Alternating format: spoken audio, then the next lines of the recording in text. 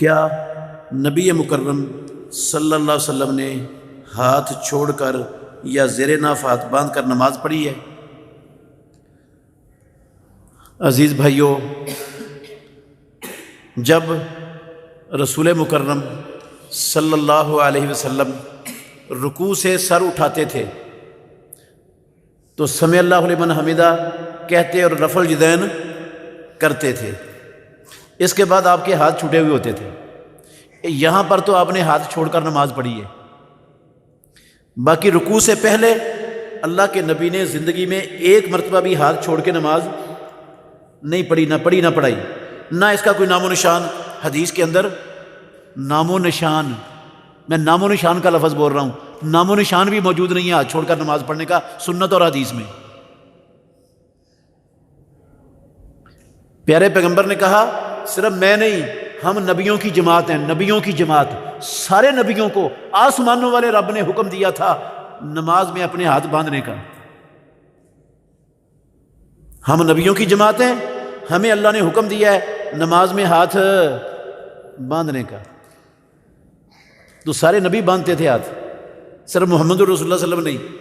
اور اللہ کے نبی اپنا دایاں ہاتھ، دایاں گٹ، دائیں کلائی، بائیں ہاتھ بائیں گٹ اور بائیں کلائی پر رکھتے، وَيَضَعُهُمَا عَلَىٰ صَدْرِهِ، اور اپنے سینے پر رکھ لیتے تھے اس کو۔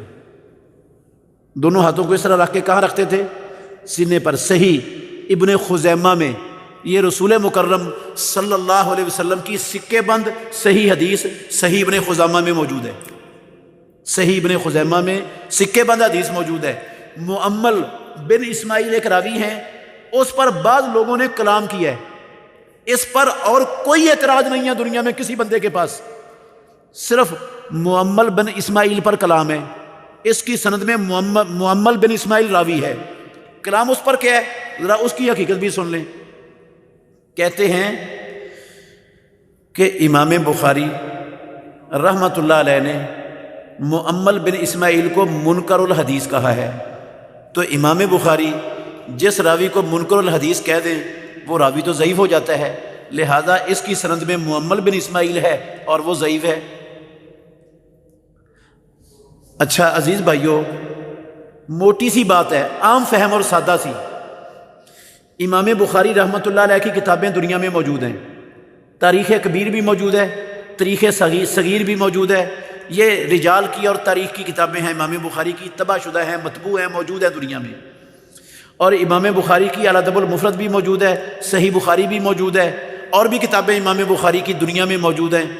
جز رفع الیدین موجود ہے امام بخاری رحمۃ اللہ علیہ کی۔ کسی ایک کتاب کے اندر امام بخاری رحمۃ اللہ علیہ کا یہ جملہ ہو کہ مؤمل بن اسماعیل منکر الحدیث ہے، کوئی مائی کا لال دکھا ہی نہیں سکتا قیامت تک، ہے ہی نہیں امام بخاری کا قول۔ امام بخاری کا قول ہے ہی نہیں، ذمہ داری سے کہہ رہا ہوں، مؤمل بن اسماعیل کے بارے میں امام بخاری کا قول امام بخاری کی کتابوں میں سے کسی کتاب کے اندر سرے سے موجود ہی نہیں۔ اچھا چلو امام بخاری کی کتابوں میں موجود نہ ہو، دنیا کی کسی رجال کی کتاب میں امام بخاری کی سند کے ساتھ امام بخاری سے ایسا قول ہو، اللہ کے گھر میں بیٹھا ہوں، امام بخاری رحمۃ اللہ علیہ کی سند کے ساتھ بھی دنیا کی کسی کتاب میں یہ لفظ موجود نہیں کہ امام بخاری رحمۃ اللہ علیہ نے مؤمل بن اسماعیل کو منکر الحدیث کہا ہے، نہ ان کی اپنی کسی کتاب میں، نہ ان کی کسی سند کے ساتھ دنیا کی کسی کتاب میں۔ تو جو کتاب ان کے نام سے دنیا میں منسوب یہ لفظ ہیں، نہ ان کی اپنی کتاب میں نہ کسی کتاب میں ہے، وہ امام بخاری کی بات ہو جائے گی۔ اچھا اتنی ڈٹائی کے ساتھ یہ لوگوں نے کہا کیوں کہ امام بخاری نے کہا منکر الحدیث؟ اصل میں غلطی لگی امام ذہبی رحمۃ اللہ علیہ کو، غلطی لگی امام ذہبی رحمۃ اللہ علیہ کو۔ انہوں نے اپنی ایک کتاب کے اندر جو ہے نا امام بخاری رحمۃ اللہ علیہ کی تاریخ کبیر کے حوالے سے یہ لفظ نقل کر دیے، یہ لفظ نقل کر دی، اور نقل کرتے ہوئے امام ذہبی کو لگ گئی غلطی۔ ہوا یہ، مؤمل نامی دو بندے موجود تھے تاریخ کبیر میں، مؤمل نام کے دو بندے، ایک مؤمل بن اسماعیل تھا، ایک مؤمل اور تھا اسماعیل کے علاوہ، جو اس سند میں مؤمل بن اسماعیل ہے، اور ایک مؤمل دوسرا تھا۔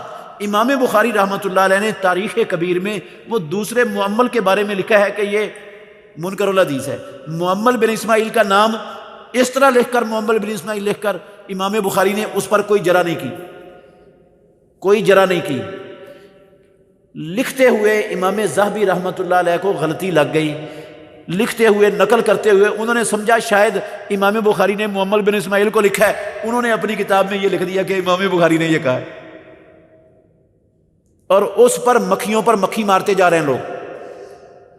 اس ایک اعتراض کے علاوہ جو اعتراض کسی کام کا نہیں سرے سے، جس کا وجود ہی نہیں ہے، اس کے علاوہ کوئی اور اعتراض دنیا میں اس حدیث پر کسی کے پاس نہیں ہے، اور اس اعتراض کی حقیقت آپ کو سمجھ آ گئی۔ باقی ناف پر یا ناف کے نیچے ہاتھ باندھنا یہ اللہ کے نبی سے ثابت نہیں، نہ پیارے پیغمبر کے بعد خلفائے راشدین میں سے کسی خلیفہ راشد سے ثابت ہے، نہ صحابہ میں سے کسی صحابی سے ثابت ہے۔ ایک حدیث آئی ہے حضرت علی رضی اللہ عنہ سے مروی، جس کو امام ترمذی رحمۃ اللہ علیہ اپنی سنن ترمذی میں، جامع ترمذی میں لائے ہیں، اور ترمذی میں یہ حدیث درج کرنے کے بعد امام ترمذی رحمۃ اللہ علیہ نے کہا ہے کہ علی رضی اللہ عنہ کی حدیث صحیح نہیں ہے، ضعیف ہے، صاف ہی فیصلہ دے دیا کہ یہ ثابت ہی نہیں۔ تو اس کے علاوہ اور کوئی ناف کے نیچے ہاتھ باندھنے کی روایت نہیں۔ ایک ہمارے بھائیوں نے جسارت کی ہے، اللہ ہدایت دے، بہت بڑی جسارت کی ہے۔ مصنف ابن ابی شیبہ میں، کس میں؟ مصنف ابن ابی شیبہ میں حدیث تھی، صحیح حدیث تھی کہ رسول اللہ صلی اللہ علیہ وسلم اپنا دایاں ہاتھ بائیں ہاتھ پر رکھتے، دایاں ہاتھ دایاں گٹ اور دایاں کلائی بائیں ہاتھ پر رکھتے، اور آپ اس کو باندھ لیتے ہاتھوں کو۔ انہوں نے جب کراچی سے یہ کتاب شائع کی، پہلی مرتبہ کراچی سے جب یہ کتاب شائع ہوئی تو اس میں لائنوں کے درمیان لکھ دیا تحت سرہ، اپنے پاس سے تحت سرہ لکھ دیا، اور پھر اس سے اگلی ایڈیشن میں وہ تحت سرہ وہ حدیث کے درمیان میں بیچ میں ڈال دیا اپنے پاس سے۔ وہ کام جو یہودی کرتے تھے اپنی کتاب کے ساتھ، جو اہل کتاب کرتے تھے، وہی کام ہمارے ان بھائیوں نے کراچی سے کتاب چھاپتے ہوئے کیا، حدیث کے اندر تحریف کر دی، اپنے پاس سے جو لفظ حدیث کے اندر نہیں تھے وہ اس میں درج کر دیے۔ آپ سمجھدار ہیں، یہ تحریف کرنے کی ضرورت کیوں پیش آئی؟ جس بندے کے پاس کوئی صحیح دلیل موجود ہوتی ہے اس کو اپنے پاس سے دلیل بنانے کی ضرورت رہتی ہے؟ بناتا کون ہے؟ جس کے پاس کوئی چیز ہوئی نہ، وہ پھر بناتا ہے۔ یہ دلیل ہے اس بات کی کہ ان لوگوں کے پاس ناف کے نیچے ہاتھ باندھنے کی کوئی روایت دنیا میں تھی نہیں، اس لیے حدیث کی کتاب کے اندر تحریف کر کے تحت سرہ اپنے پاس سے حدیث میں داخل کر کے محمد الرسول اللہ پر بہتان باندھا گیا ہے۔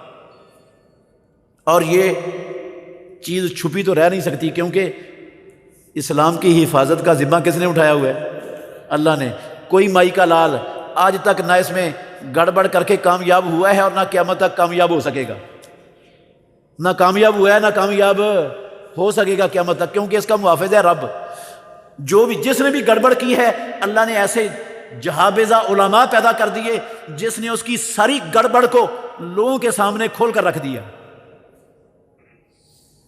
ایک کتاب ہے تحریف النصوص، تحریف النصوص کے نام سے ایک کتاب ہے، میں نے شاید دیکھا ہے کہیں اس کا اردو میں ترجمہ بھی چھپا ہے۔ کتاب ہے سعودی عرب کے ایک عالم کی، بکر بن عبداللہ ابو زید رحمۃ اللہ علیہ، یہ وزارت عدل کے سیکرٹری تھے، وزارت عدل کے سعودیہ میں سیکرٹری تھے، بہت بڑے عالم ہیں یہ بکر بن عبداللہ ابو زید رحمۃ اللہ علیہ۔ ان کی کتاب ہے تحریف النصوص۔